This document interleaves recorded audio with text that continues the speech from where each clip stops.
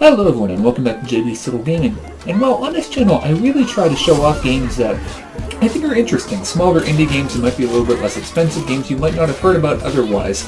And the thing is, I can't play all the games. I don't have enough money, I don't have enough time to check out all the games, but I do listen to a lot of games media, and I come across games that, I think might be interesting that I simply don't have the money or time to check out. So I decided to put together maybe a video, maybe this would be a continuing series of games that might interest you that I just haven't had a chance to play yet. And the first one we're showing off is Okhlos. So right now, it's a $13 game on Steam on sale for $9.74, at least at the time of this recording. Not sure how long that sale is going to last. And Okhlos is a Pikmin-like game, if you're familiar with that style game, where you're controlling one character, the main character, with one stick, and then your mob with the other stick.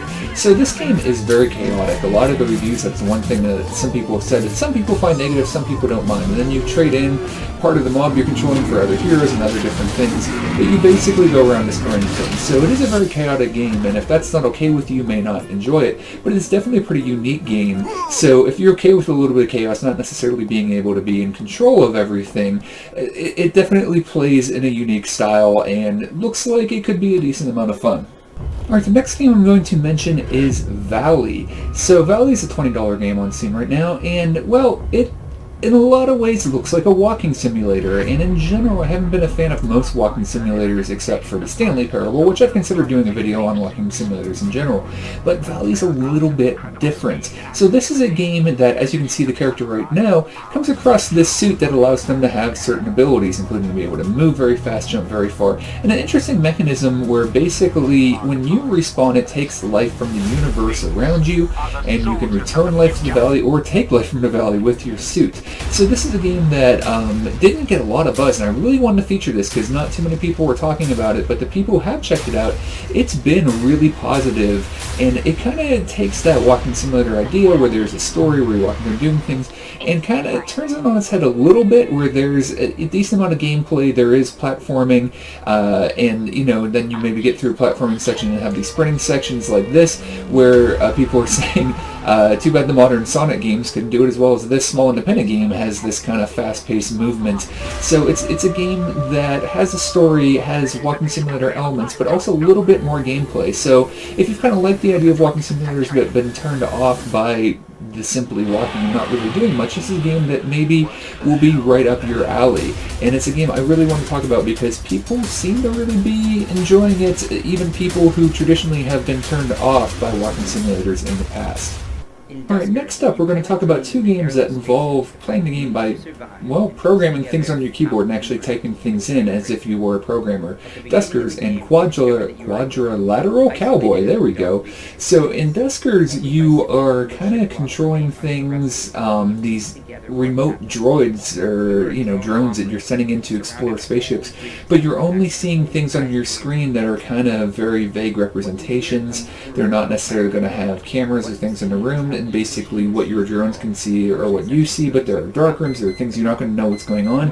It's almost got a bit of a horror element, even though I'm kind of loath to say that because it's not a horror game at all, but it's just kind of this suspense of going in, not knowing what you're going to find, maybe getting reports that drones are being damaged, you don't know why, and all the while programming everything from your keyboard. It's not a game for me, it's a little bit too intense and maybe a little bit too difficult for me, from what I've seen of it, where, having to, remember commands and there are shortcuts for the commands and all that, but it's a game that a lot of people who are into this sort of thing really enjoy, and there's a lot of interesting suspense that goes on from having limited information, almost that Jaws effect. By not seeing the shark, it makes it even more intense. Now here's that other game that I'm not going to try to say its name again, and in this game, the graphics are kind of blocky and kind of maybe don't look that good, but some people might enjoy the art style, and I kind of enjoy it actually, where you're going around performing a heist. The thing about these heists is you have a computer with you that you can put down and then put different commands into. So this is definitely a puzzle game.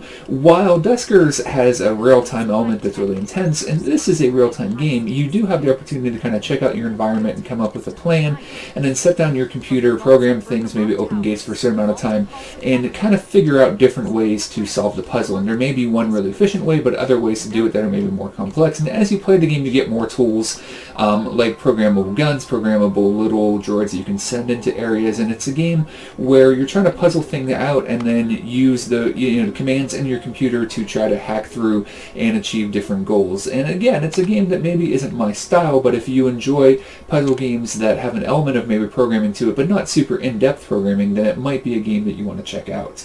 So the last few games were $20, so here is a $3 game, so similar to Reigns that I talked about earlier. And this game, well, it kind of is a $3 game in the graphical design. It isn't too surprising, where basically the entire game takes place on a smartphone. But this is a pretty intelligent game from what I've seen of it. I haven't seen the whole thing, but I've seen enough to know that this might be up some people's alley. And part of the reason I haven't really tried it out yet, I've thought about even doing like a playthrough on the channel or whatever, is that I don't really use smartphones all that much. And I might actually have difficulty running through it, but it runs through exactly like you would expect a smartphone to function. But basically in this game, you're kind of, I don't want to give away too much of the story, but there is, let's just say, maybe a somewhat dystopian reality where basically you've been captured and you have to get through and unlock this other person's cell phone, a person who is expected to be a potential terrorist or something like that, and you're looking for evidence of that. But you can kind of do your own thing, and there's certain also puzzle solving elements where you're supposed to maybe figure out, looking through things to maybe get potential ideas for passwords, or figuring out ways to get information and deciding whose calls to answer and things like that. There's a guy who tells you to only answer his calls, the person you're kind of working for, even though you seem to have been kidnapped.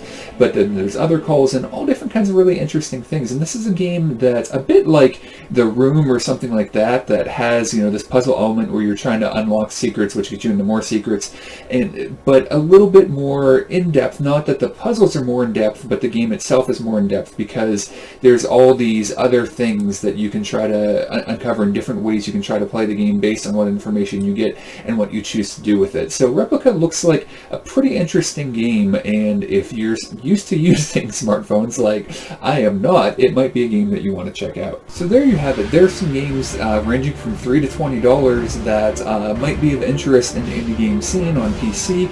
Here we have 8-Bit Hordes going on in the background. I'm thinking about doing a video about old school real-time strategy games like Command & Conquer or the original Warcraft games. Yes, there was a game before World of Warcraft. But this is also another interesting game, 8-Bit Hordes. There's also 8-Bit Armies, which I'm kind of disappointed, because my understanding was they were originally going to try to expand 8-Bit Armies to try to include fantasy races also, and it looks like they split things up into different games. But if you're interested in old school real-time strategy games that also happen to look like they're built out of Legos, then this might be a game that you would enjoy as well. So hopefully you guys appreciate that, maybe showing off some indie games that might be of interest to you that you may not have heard about yet.